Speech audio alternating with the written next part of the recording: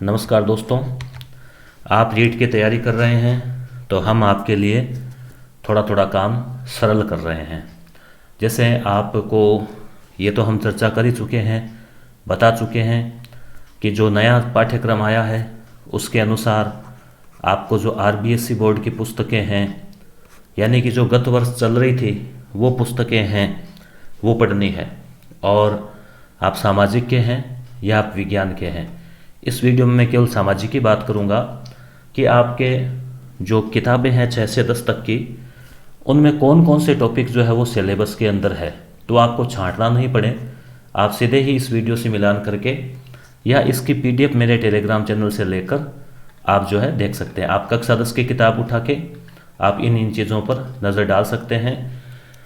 पूरी संभावना है 99% कि जो पाठ्यक्रम में जो टॉपिक है उन्हीं में से क्वेश्चन आएंगे। 1% संभावना जो है वो उस टॉपिक से जुड़े हुए कोई क्वेश्चन इधर उधर से भी आ सकते हैं। आप 99% पर ही ध्यान दें। अब समय कम है तो महाजनपद काल जो टिक लगा रखा है वो है पाठ्यक्रम में, ठीक है। ये प्रमुख राजस्थान के जनपद। और इसके बाद में ये दूसरा है मौर्य है, गुप्त और वर्धन है, शुंग सातवाहन नहीं है, ठीक है।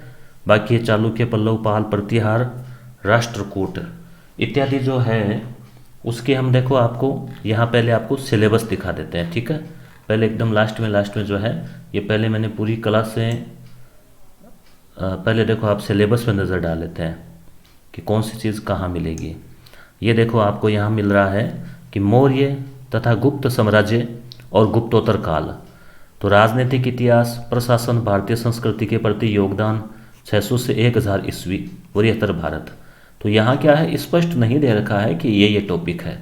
तो 600 से 1000 ईस्वी आ रहा है ना, तो इसलिए दोस्तों मैंने ये वापस आपको यहाँ इसलिए ले आया हूँ मैं इस वाले पेज पे कि 600 से 1000 आ रहा है ना, इसका मतलब की है कि यहाँ सारी चीज़ें इसमें आ जाती है। तो अब देखिए वापस हम यहीं पे चलते हैं कि चोल है, चालुक्य है, पल्लव है, पाल है, प्रतिहार है, ये 600 से 10 के अंतर्गत आ जाते हैं। इसलिए आपको ये जो राइट का टिक लगा हुआ ना, पहली इकाई पूरी, दूसरी इकाई पूरी। शुंग सातवाहन को आप छोड़ सकते हैं क्योंकि गुप्त और मौर्य के बीच में ये आए थे, इनका नाम दिया हुआ नहीं है, ठीक है। आगे चलें, समझ में आ गई। यहाँ 2 यूनिट है। फिर भी अब आप सोचें कि चलो नज़र डाल लें तो डाल लो, वो कोई दिक्कत नहीं है। अब इसके बाद में है संघर्षकालीन भारत। तो इसमें एक तो ये तीसरा पॉइंट और ये छठा पॉइंट, ये आपके सिलेबस के अनुसार मैच खाता है। इस पर आप विशेष गंभीर नज़र डालें, बाकी पढ़ो तो आपकी मर्जी है। अब परीक्षा का समय नज़दीक है तो जैसा कि मैंने बताया पाठ्यक्रम से मैच खाती हुई चीज़ें यही है, तो आप इन्हीं पर फोकस करें, 1, 3 और 4, ठीक है। अंग्रेजी साम्राज्य का प्रतिकार। अब जनजातीय आंदोलन वापस हालांकि जोड़ दिया है, जो राजस्थान के इतिहास में भी है, राजस्थान वाले टॉपिक में भी है, हमारा राजस्थान वाला जो पुस्तक है ना उसमें, तो आप इसको भी देख सकते हैं। पर ये क्या है, भारत के संदर्भ में है, तो इसलिए आप मैं इसके यहाँ क्रॉस लगाना चाहूँगा, सिलेबस के अनुसार मेल नहीं खाता, ठीक है। तो जो 3 टॉपिक है, पुनः देखो यहाँ जो पहले से टिक लगाया हुआ है, ये इसमें एसपी सर ने इसकी मदद की है इसमें।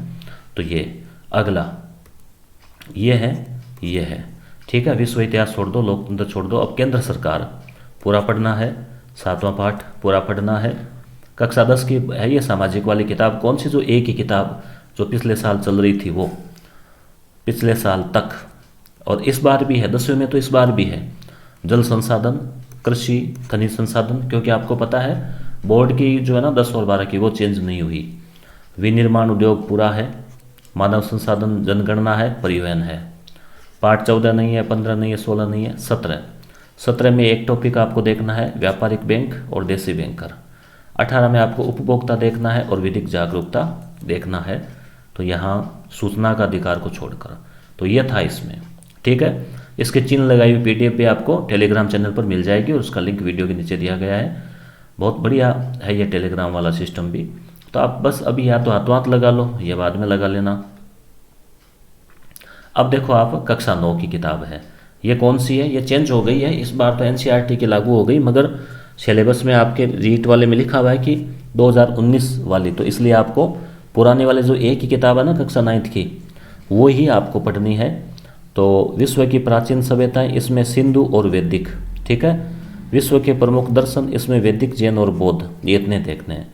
इसके बाद में जिस पार्ट के आगे ये ऐसे आयत लगाया ना पेज के आगे, तो ये देखो आपको ये पढ़ना है, ये पढ़ना है, मगर इसमें क्या है, सिलेक्टेड टॉपिक है वो पढ़ना है। ये आपको पूरा पाठ पढ़ना है, ये चौथा आपको पूरा पाठ पढ़ना है, पेज संख्या लगाई हुई ना पूरी। कक्षा 9 की किताब है ये, भारत में राष्ट्रीयता पूरा पढ़ लीजिए। 10वां, ये 6ठा 7वां पूरा पढ़ना है, 9वां पूरा पढ़ना है, 10वां पाठ पूरा पढ़ना है। उसके बाद में 11 छोड़ दीजिए, 12 पूरा पाठ है, 13 है, 14 है, 15 है, ठीक है। और दोस्तों आपको पता है इन सभी के पेपर भी बना रखे हैं संजय पाल जी सर ने, एसपी सर ने। यूनिक पर्सन है और इतने शानदार है कि उन क्वेश्चनों को ही इतना शानदार बनाया गया है कि एक क्वेश्चन के अंदर भी 4-4 क्वेश्चन छुपे हुए हैं, कौन से कथन सत्य है, सत्य नहीं है। और मुझे लगता है कि वो इतने इम्पोर्टेंट है कि सीधे सीधे आपको पेपर में मिल सकते हैं वहाँ। इम्पोर्टेंट इसलिए कि काफ़ी क्वेश्चन बनाए हैं, 100 क्वेश्चन बनाए हैं, तो मैटर काफ़ी अच्छा लिया है। और वो भी आपको जल्द ही ऐप के ऊपर अवेलेबल करवाएंगे, पूरी कोशिश रहेगी। जो यस गुरु ऐप है इसे आप डाउनलोड कर लीजिए, मात्र 3 MB का है। यस स्पेस देखिए गुरु नाम लिखिए और जो है इस टाइप का जी टाइप का चिन्ह आएगा, वो जो आप लोड कर लीजिए, वहाँ पर आपको अवेलेबल करवाएंगे। आगे देखिए यहाँ पे इतना ही इसमें आ रहा है, ठीक है। अब ये जो पेज संख्या दे रखी है ना वो वही है। थोड़ी सी आप जैसे नज़र डालें इसमें, तो ये कृषि है और उसके अलावा विधिक जागरूकता है, इन पर भी आप नज़र डाल सकते हैं। अब आ गया कक्षा 8 की किताब।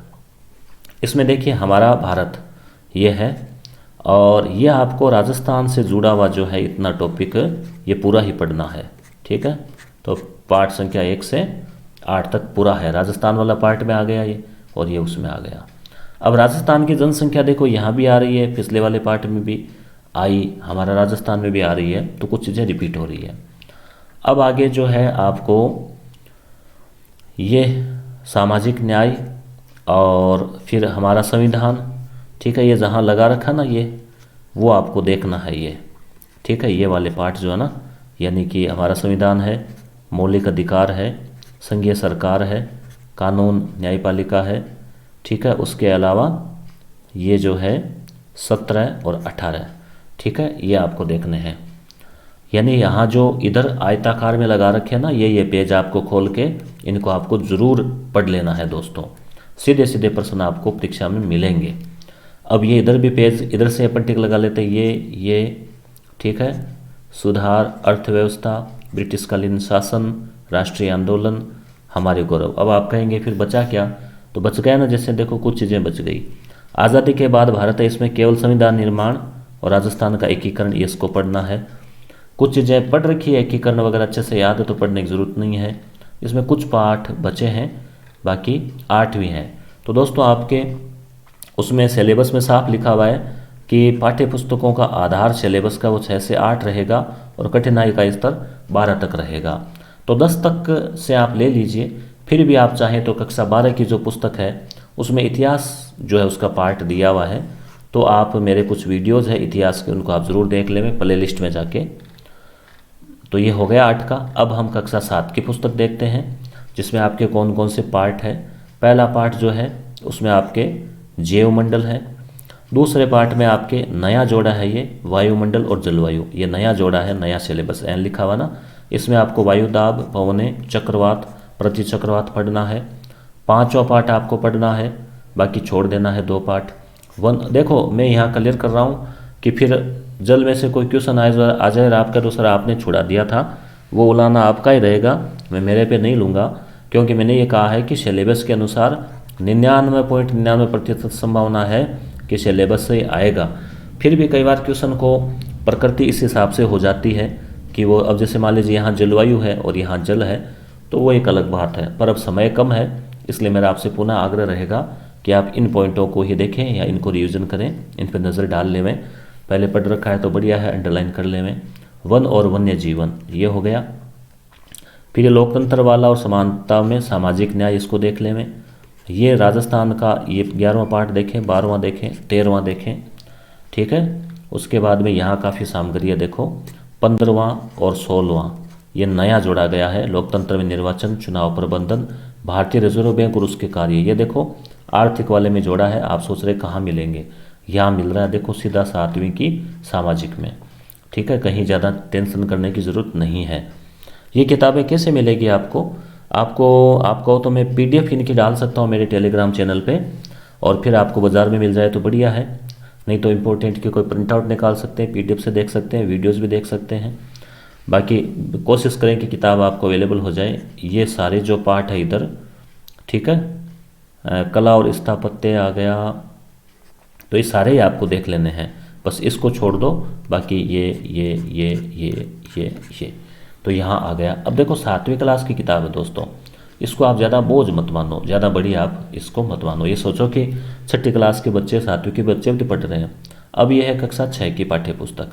इसमें आपके जो यहाँ देखिए ग्लोब वाला पार्ट है, इसको आपको देखना है। इसमें अक्षांश, देशांतर, पृथ्वी की गतियाँ, सूर्य, चंद्रग्रहण आदि देखना है। ठीक है, ये नहीं देखने हैं, इनमें से क्वेश्चन नहीं आया था पिछली बार भी।